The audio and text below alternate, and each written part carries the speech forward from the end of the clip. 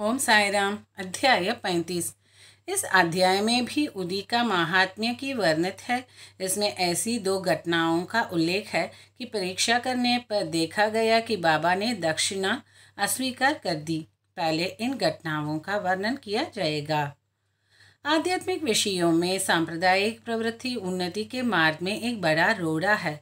निराकारवादियों से कहते सुना जाता है कि ईश्वर की सगुण उपासना केवल एक भ्रम ही है और संत गण भी अपने सदृश ही सामान्य पुरुष है। इस कारण उनकी चरण वंदना कर उन्हें दक्षिणा क्यों देनी चाहिए। अन्य पंथों के अनुयायियों का भी ऐसा ही मत है कि अपने सद्गुरु के अतिरिक्त अन्य संतों को नमन तथा उनकी भक्ति न करनी चाहिए। इसी प्रकार की उन अनेक आलोचनाएं साईं बाबा के संबंध में पहले सुनने में आया करती थी तथा अभी भी आ रहा है। किसी का कथन था कि जब हम शिरडी को गए तो बाबा ने हमसे दक्षिणा मांगी। क्या इस भांति दक्षिणा ऐंठना एक संत के लिए शोभनीय था? जब वे इस प्रकार आचरण करते हैं तो फिर उनका साधु धर्म कहाँ रहा? परंतु ऐसी भी कई घटनाओं अनुभव में आई है कि जिन लोगों ने शिरडी जाकर अविश्वास से बाबा के दर्शन किए, उन्होंने ही सर्वप्रथम बाबा को प्रणाम कर प्रार्थना भी की। ऐसे ही कुछ उदाहरण नीचे दिए जाते हैं। काका महाजनी के मित्र। काका महाजनी के मित्र निराकारवादी तथा मूर्ति पूजा के सर्वथा विरुद्ध थे। कौतूहलवश के वे बाबा काका महाजनी के साथ दो शर्तों पर शिरडी चलने को सहमत हो गए कि एक, बाबा को नमस्कार न करेंगे और दो, न कोई दक्षिणा ही उन्हें देंगे। जब काका ने स्वीकारात्मक उत्तर दे दिया तब फिर शनिवार की रात्रि को उन दोनों ने बम्बई से प्रस्थान कर दिया और दूसरे ही दिन प्रातःकाल शिरडी पहुंच गए। जैसे ही उन्होंने मस्जिद में पैर रखा उसी समय बाबा ने उनके मित्र की ओर थोड़ी देर देखकर उनसे कहा कि अरे आइए श्रीमान, पधारिए, आपका स्वागत है। इन शब्दों का स्वर कुछ विचित्र सा था और उनकी ध्वनि प्रायः उन मित्र के पिता के बिल्कुल अनुरूप ही थी। तब उन्हें अपने कैलाशवासी पिता की स्मृति हो आई और वे आनंद विभोर हो गए। क्या मोहिनी थी उस स्वर में। आश्चर्ययुक्त स्वर में उनके मित्र के मुख से निकल पड़ा कि निस्संदेह यह स्वर मेरे पिताजी का ही है।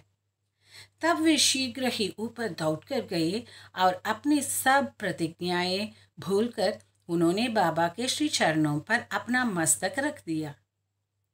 बाबा ने काका साहब से दोपहर में तथा विदाई के समय 2 बार दक्षिणा मांगी, परंतु इनके मित्र से एक शब्द भी न कहा। उनके मित्र ने फुसफुसाते हुए कहा कि भाई देखो, बाबा ने तुमसे तो 2 बार दक्षिणा मांगी, परंतु मैं भी तो तुम्हारे साथ हूँ, फिर वे मेरी इस प्रकार उपेक्षा क्यों करते हैं? काका ने उत्तर दिया कि उत्तम तो यह होगा कि तुम स्वयं ही बाबा से यह पूछ लो। बाबा ने पूछा कि यह क्या खानाफूसी हो रही है? तब उनके मित्र ने कहा कि क्या मैं भी आपको दक्षिणा दूं? बाबा ने कहा कि तुम्हारी अनिच्छा देखकर मैंने तुमसे दक्षिणा नहीं मांगी, परंतु यदि तुम्हारी इच्छा ऐसी है तो तुम दक्षिणा दे सकते हो। तब उन्होंने 17 रुपये भेंट किए जितने काका ने दिए थे। तब बाबा ने उन्हें उपदेश दिया कि अपने बीच जो तेली की दीवार है उसे नष्ट कर दो, जिससे हम परस्पर देखकर अपने मिलन का पथ सुगम बना सकें। बाबा ने उन्हें लौटने की अनुमति देते हुए कहा कि तुम्हारी यात्रा सफल रहेगी। यद्यपि आकाश में बादल छाए हुए थे और वायु वेग से चल रही थी, तो भी दोनों सकुशल बम्बई पहुंच गए। घर पहुंचकर जब उन्होंने द्वार तथा खिड़कियां खोली तो वहां दो मृत चमगादड़ पड़े देखे। एक तीसरा उनके सामने ही फुर करके खिड़की में से उड़ गया। उन्हें विचार आया कि यदि मैंने खिड़की खुली छोड़ी होती तो इन जीवों के प्राण अवश्य बच गए होते, परंतु फिर उन्हें विचार आया कि यह उनके भाग्यानुसार ही हुआ है और बाबा ने तीसरे की प्राण रक्षा के हेतु हमें शीघ्र ही वहां से वापस भेज दिया है। काका महाजनी के सेठ। बंबई में ठक्कर धरमसिंह जेठाबाई सॉलिसिटर अथवा कानूनी सलाहकार की एक फर्म थी। काका इस फर्म के व्यवस्थापक थे। सेठ और व्यवस्थापक के संबंध परस्पर अच्छे थे।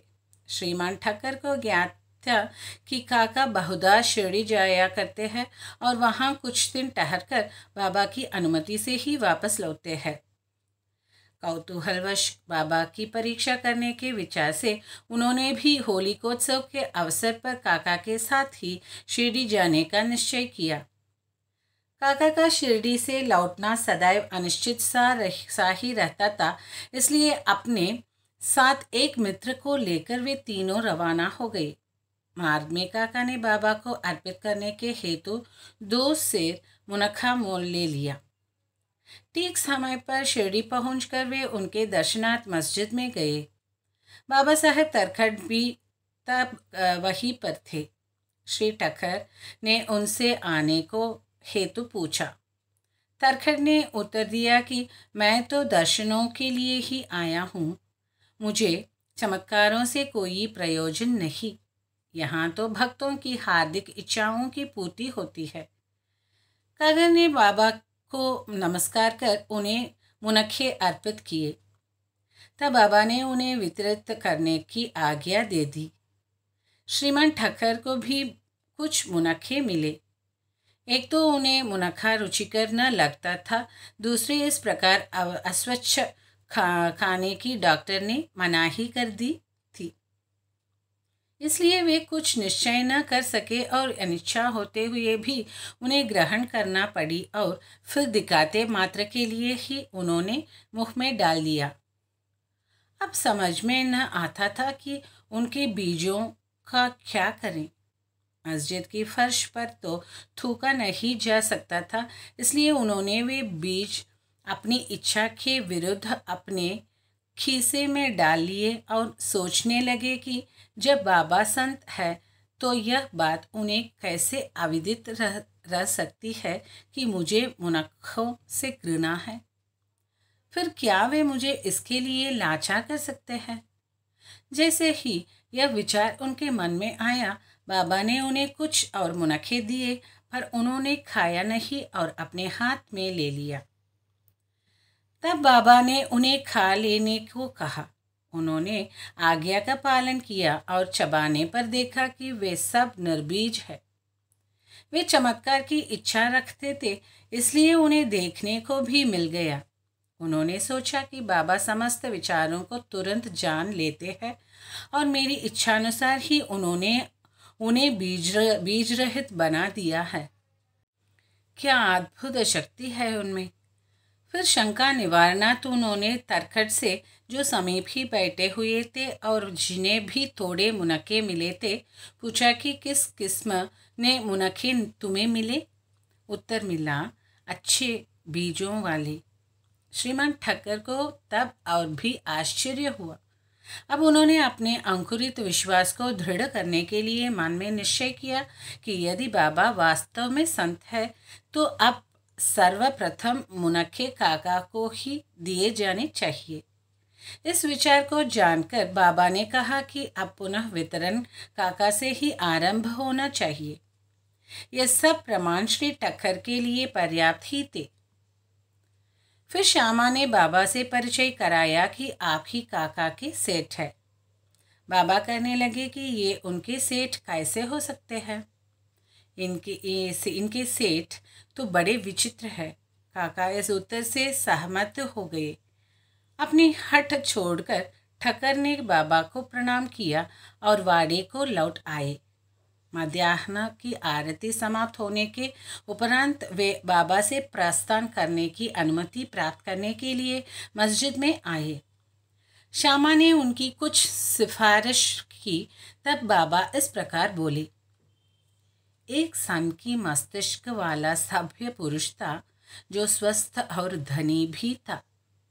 शारीरिक तथा मानसिक व्यथाओं से मुक्त होने पर भी वह स्वतः की अनावश्यक चिंताओं में डूबा रहता और व्यर्थ ही यहाँ वहाँ भटक कर अशांत बना रहता था।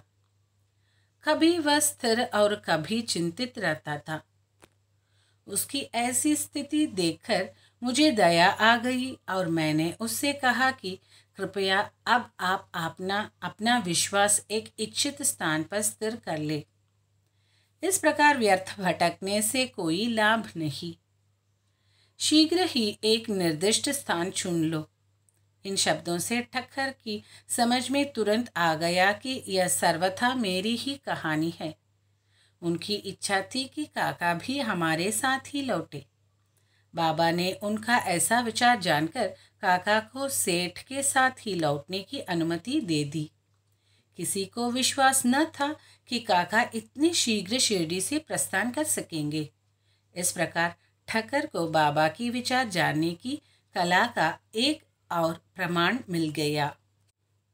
तब बाबा ने काका से 15 रुपये दक्षिणा मांगी और कहने लगे कि यदि मैं किसी से 1 रुपया दक्षिणा लेता हूँ तो उसे 10 गुना लौटाया करता हूँ।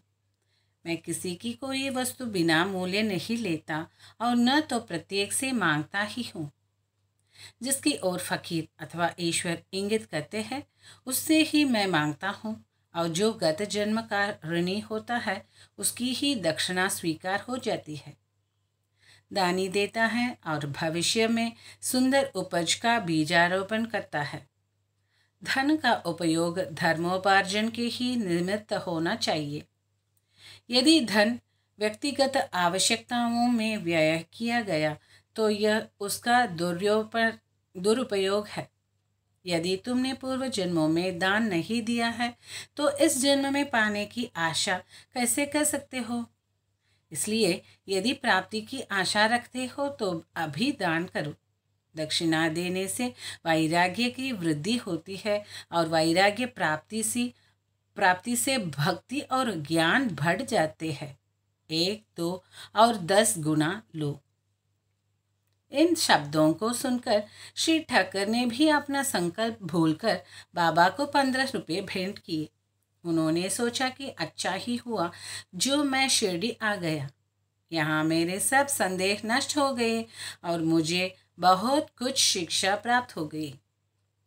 ऐसे विषयों में बाबा की कुशलता बड़ी अद्वितीय थी। यद्यपि वे सब कुछ करते थे फिर भी वे इन सबसे अलिप्त रहते थे। नमस्कार करने या न करने वाले, दक्षिणा देने या न देने वाले, दोनों ही उनके लिए एक समान थे। उन्होंने कभी किसी का अनादर नहीं किया। यदि भक्त उनका पूजन करते तो इससे उन्हें न कोई प्रसन्नता होती और यदि कोई उनकी उपेक्षा करता तो न कोई दुख ही होता। वे सुख और दुख की भावना से परे हो चुके थे। अनिद्रा। बांद्रा के एक महाशय कायस्थ प्रभु बहुत दिनों से नींद न आने के कारण अस्वस्थ थे। जैसे ही वे सोने लगते उनके स्वर्गवासी पिता स्वप्न में आकर उन्हें बुरी तरह गालियां देते दिखने लगते थे। इससे निद्रा भंग हो जाती और वे रात्रि भर अशांति महसूस करते थे। हर रात्रि को ऐसा ही होता था जिससे वे किंकर्तव्य विमूढ़ हो गए। एक दिन बाबा के एक भक्त से उन्होंने इस विषय में परामर्श किया। उसने कहा कि मैं तो संकट मोचन सर्व पीड़ा निवारणी उदी को ही इसकी रामबाण औषधि मानता हूँ जो शीघ्र ही लाभदायक सिद्ध होगी। उन्होंने एक उदी की पुड़िया देकर कहा कि इसे शयन के पूर्व माथे पर लगाकर अपने सिराने रखो। फिर तो उन्हें निर्विघ्न प्रगाढ़ निद्रा आने लगी। यह देखकर उन्हें महान आश्चर्य और आनंद हुआ। यह क्रम चालू रखकर वे अब साईं बाबा का ध्यान करने लगे। बाजार से उनका एक चित्र लाकर उन्होंने अपने सिराने के पास लगाकर उनका नित्य पूजन करना प्रारंभ कर दिया। प्रत्येक गुरुवार को वे हार और नैवेद्य अर्पण करने लगे। वे अब पूर्ण स्वस्थ हो गए और पहले के सारे कष्टों को भूल गए। बालाजी पाटी, नवास्कर। ये बाबा के परम भक्त थे। ये उनकी निष्काम सेवा किया करते थे। दिन में जिन रास्तों से बाबा निकलते थे उन्हें वे प्रातःकाल ही उठकर झाड़ू लगाकर पूर्ण स्वच्छ रखते थे। इनके पश्चात यह कार्य बाबा की एक परम भक्त महिला राधा कृष्णा माई ने किया और फिर अब्दुल ने। बालाजी जब अपनी फसल काटकर लाते तो वे सब अनाज उन्हें भेंट कर दिया करते थे। उसमें से जो कुछ बाबा उन्हें लौटा देते उसी से वे अपने कुटुंब का भरण पोषण किया करते थे। यह क्रम अनेक वर्षों तक चला और उनकी मृत्यु के पश्चात भी उनके पुत्र ने इसे जारी रखा। उदी की शक्ति और महत्व। एक बार बालाजी के श्राद्ध दिवस की वार्षिकी के अवसर पर कुछ व्यक्ति आमंत्रित किए गए। जितने लोगों के लिए भोजन तैयार किया गया उससे कहीं तिगुने लोग भोजन के समय एकत्रित हो गए। यह देख श्रीमती नेवास्कर किंग कर्तव्य विमूढ़ सी हो गई। उन्होंने सोचा कि यह भोजन सबके लिए पर्याप्त न होगा और कहीं कम पड़ गया तो कुटुंब की भारी अपकीर्ति होगी। तब उनकी सास ने उनसे सांत्वनापूर्ण शब्दों में कहा कि चिंता न करो, यह भोजन सामग्री यह हमारी नहीं, यह तो श्री साईं बाबा की है। प्रत्येक बर्तन में उदी डालकर उन्हें वस्त्र से ढक दो और बिना वस्त्र हटाए सबको परोस दो, वे ही हमारी लाज बचाएंगे। परामर्श के अनुसार ही किया गया। भोजनार्थियों के तृप्तिपूर्वक भोजन करने के पश्चात भी भोजन सामग्री यथेष्ट मात्रा में शेष देकर उन लोगों को महान आश्चर्य और प्रसन्नता हुई। यथार्थ में देखा जाए तो जैसा जिसका भाव होता है उसके अनुकूल ही अनुभव प्राप्त होता है। ऐसे ही घटना मुझे प्रथम श्रेणी के उपन्यायाधीश तथा बाबा के परम भक्त श्री B.A. चौगले ने बतलाई। 1943 में करजत में पूजा का उत्सव हो रहा था। तभी इस अवसर पर एक बहुत भोज का आयोजन हुआ।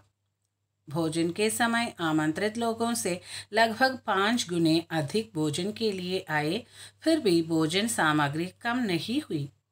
बाबा की कृपा से सबको भोजन मिला, यह सबको आश्चर्य हुआ। साईं बाबा का सर्प के रूप में प्रकट होना। शिरडी के रघु पाटिल एक बार निवासी के बालाजी पाटिल के पास गए, जहां संध्या के उन्हें ज्ञात हुआ कि एक सांप फुफकारता हुआ गौशाला में घुस गया है। सभी पशु भयभीत होकर भागने लगे। घर के लोग भी घबरा गए, परंतु बालाजी ने सोचा कि श्री साई ही इस रूप में यहाँ प्रकट हुए हैं। तब वे एक प्याले में दूध लेकर आए और निर्भय होकर उस सर्प के सम्मुख रखकर उनको इस प्रकार संबोधित कर कहने लगे कि बाबा, आप फुफकार कर शोर क्यों न कर रहे हैं?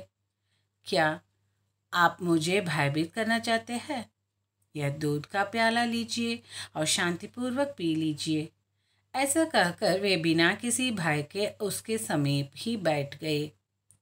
अन्य कुटुंबीजन तो बहुत घबरा गए और उनकी समझ में न आ रहा था कि अब वे क्या करें। थोड़ी देर में ही सर्प अदृश्य हो गया और किसी को भी पता न चला कि वह कहाँ गया। गौशाला में सर्वत्र देखने पर भी वहाँ उसका कोई चिन्ह न दिखाई दिया। श्री सद्गुरु साईनाथ अर्पणमस्तु। शुभम भवतु। ओम साई राम।